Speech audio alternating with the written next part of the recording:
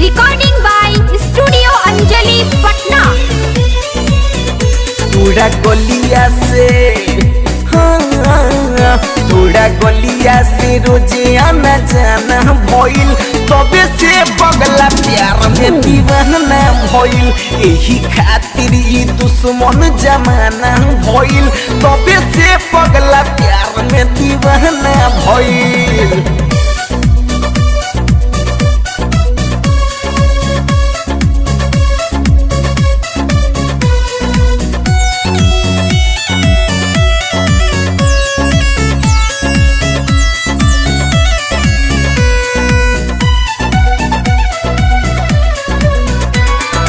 तोहरे से शुरू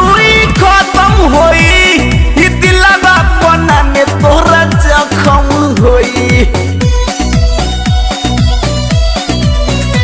प्यार तोहरे से शुरू खत्म होई दिलवा पना में तोहरा जख्म होई बात करेला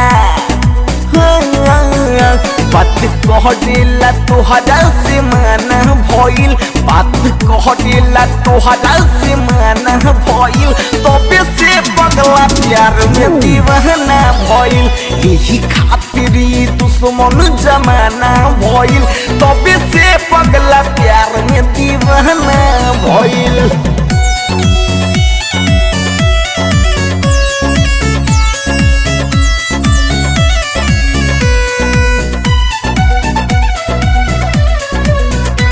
दिल में धर के लू धर कौन बन के रानी होई पुसावन सतेंद्र के जनतानी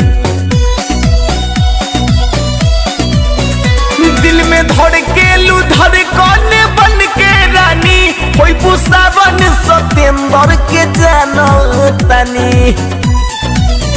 संगे दीपक के जुगारू बाबा के मनवा खजाना भइल लल्लू भाई के मनवा खजाना भइल तबे से पगला प्यार में दीवाना भइल यही खातिर ई दुश्मन जमाना भइल तबे से पगला प्यार में दीवाना।